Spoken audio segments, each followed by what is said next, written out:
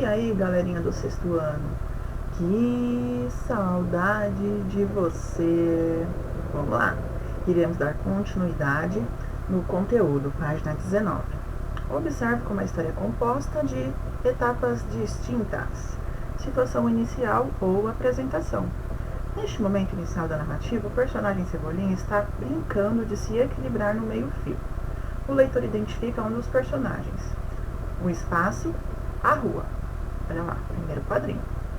Conflito, elemento que perturba a situação inicial. Outro personagem, a Mônica, fica na frente do Cebolinha, impedindo-o de continuar a brincadeira. Cebolinha reage sendo mal educado com ela. Olha lá, ele fala pra ela: sai da frente, menina. Clímax. A história atinge seu momento de maior tensão. Mônica reage batendo no Cebolinha. Olha lá. Desfecho e final da história. Cebolinha dolorido termina a brincadeira e afirma entender como as mulheres desequilibram os homens. Mônica vai embora. Olha o pezinho dela aqui saindo de cena. E olha a situação dele. Então essas são as 4 etapas do enredo. Aqui continua a explicação. Situação inicial ou apresentação. Momento em que geralmente aparecem os elementos norteadores da narrativa, tais como detalhes sobre os personagens, o tempo, o espaço em que a história se passa. A situação é o equilíbrio de harmonia, ou seja, ainda não surgiu o conflito. Conflito. Surgimento de algum elemento situação que interrompe a harmonia inicial em que o personagem se encontra. É quando a Mônica aparece na frente do Cebolinha. Clímax. Momento de maior tensão em uma narrativa, e que o conflito atinge maior intensidade. É quando ele foi lá e bateu no Cebolinha. Desfecho. Solução dada ao conflito, a qual pode ser definitiva ou não. Além disso, a solução não precisa necessariamente ser harmoniosa. Pode ou não gerar um final feliz. Nesse caso aqui, você acha que teve um final feliz? Não para os dois, né? Nem sempre esses momentos estão claramente delimitados em uma narrativa. Em textos curtos, pode ser que a situação inicial e o conflito já apareçam logo no início. Em textos mais longos, pode haver a separação entre o desfecho, solução do conflito e o final da história. Então vamos lá, projeto de escrita. Agora que você já estudou os principais recursos usados nos quadrinhos, crie uma tirinha. Ela pode ser fruto da sua imaginação, pode ser baseada em fatos ocorridos com você, ou reproduzir uma piada.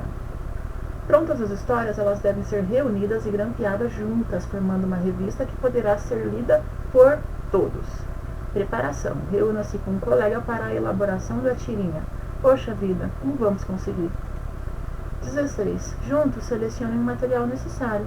Então você vai usar o que você tem na sua casa. Papel sulfite, ou cartolina, a folha do seu caderno, sem problema. Então, régua, borracha, lápis preto, caneta preta, lápis de cor ou canetas coloridas, o que você tiver aí na sua casa. 17. Pense em uma história para ser contada. Resuma cada etapa do enredo. Situação inicial ou apresentação.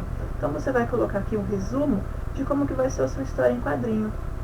Situação inicial ou apresentação, o conflito, o clímax e o desfecho.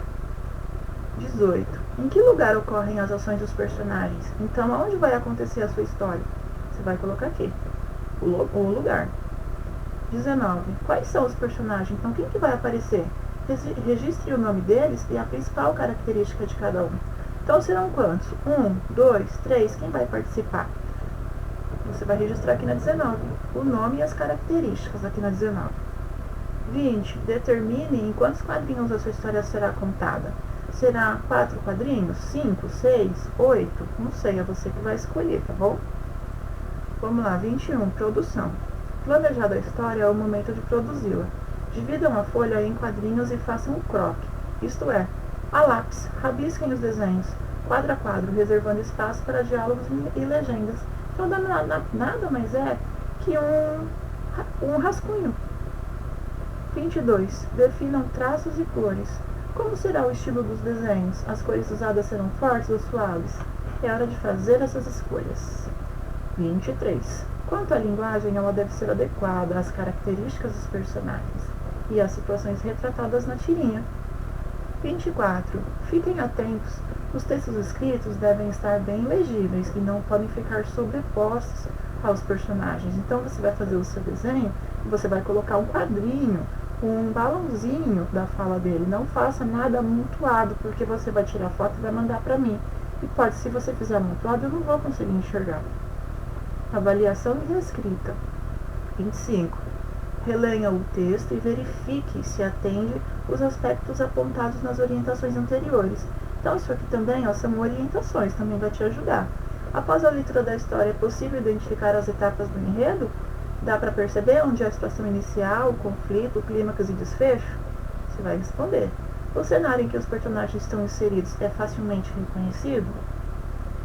Você vai fazer aonde a sua história? Vai ser um campo, um parque, praia?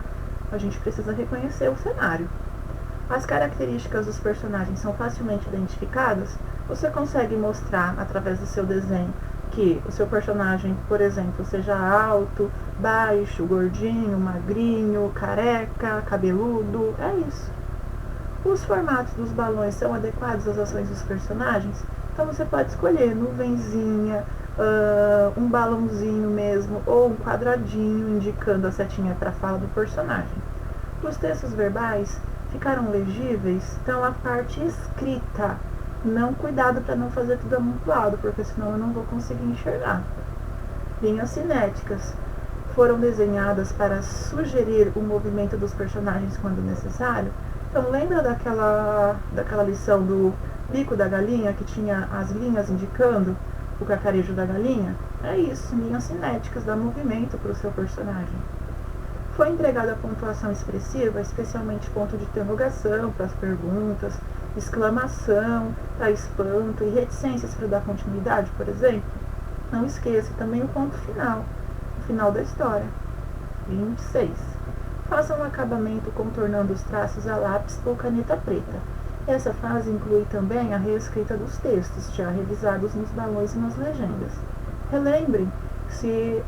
Lembre-se de identificar o trabalho com seus nomes. Então, tudo que você for postar, você precisa colocar o seu nome, o número e a série, para facilitar na identificação, caso o e-mail se perca. Ok? Então, é a mesma coisa que se estivéssemos em sala de aula. Coloque todos os seus dados. E o acabamento você vai fazer com o que você tiver na sua casa também. Prática de oralidade. Ok, esse aqui é um assunto para a próxima aula. Então, por enquanto, você vai fazer o quê? A sua tirinha. Você vai preencher todas essas informações aqui e criar uma tirinha. Então, você pode fazer na folha sulfite, folha de caderno, folha ao maço, o que você tiver aí na sua casa, tá bom? Então, beijo e até a próxima aula. Tchau, tchau.